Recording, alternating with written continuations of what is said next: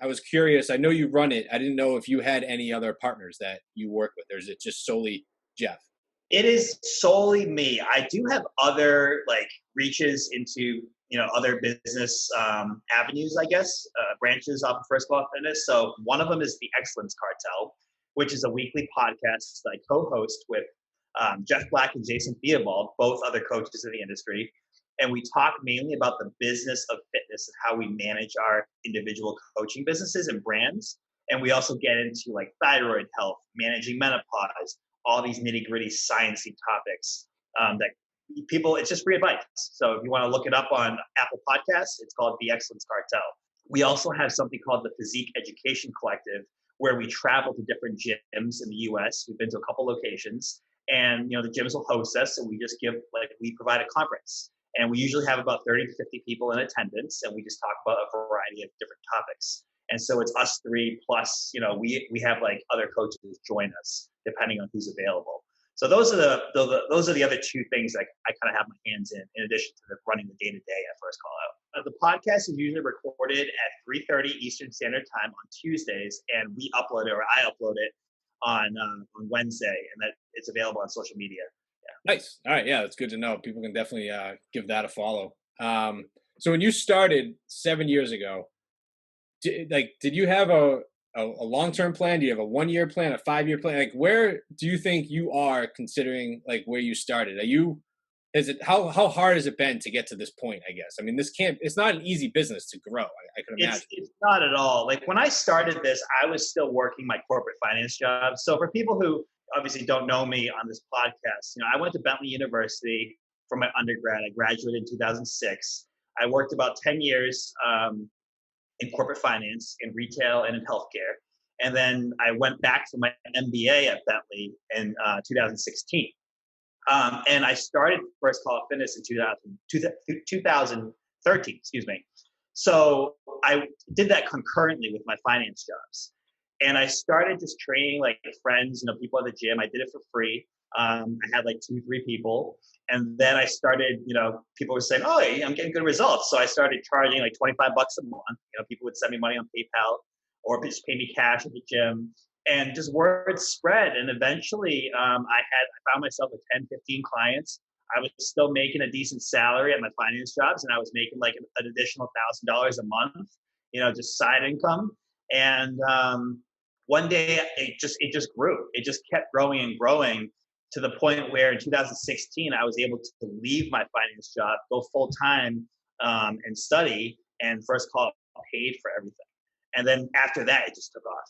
Like I would say probably like 2017, it really started growing big time. I would say I derive a lot of my daily motivation from my clients, because me being, a 36 single business owner, my lifestyle is very different from the woman who has given her entire life to her career and to her family and has 2 kids in college. And now she's finally having some time to focus on herself and bringing her health back into her own control. So I work with a lot of people like that, and I have massive amounts of respect for those types of people. And they've lived lives much more robustly and deeply than I have yet to live. So while I am adding value to them, they are also inspiring me and motivating me for the other steps in my life that I have yet to take, or I am currently taking outside of the world of bodybuilding and fitness. Is it difficult to stay up to date or learn something new when it comes to nutrition and dieting? I mean, there's so many things. Like, how do you stay on top of what's really like important versus just what's noise that could be out and pushed on some social agenda? Mm-hmm. At this point, I have absorbed quite a bit of knowledge just from my certifications and from reading a lot of just basic books about the topics. But I'm always learning about stuff. Like, for example, in the last, I would say probably 2 to 3 years, I really started learning about period health. So I bought a lot of books about managing a woman's menstrual cycle, learning about what happens in menopause. Gut health is another very important area within fitness, and where the medical community is only beginning to recognize the connection between the gut and the brain, and how something called dysbiosis, or an imbalance in gut bacteria, can lead to things like anxiety and depression. So I've been educating myself on that and troubleshooting cases like SIBO, small intestinal bacterial overgrowth, And I've had a lot of clients come to me who have these issues, and I've been able to fix them. Can you go a little bit deeper into that? Like, what is, I don't know, like what's a misconception? Like, what is gut health? Like, are there certain foods to eat that improve it? Like, I'm so naive to this.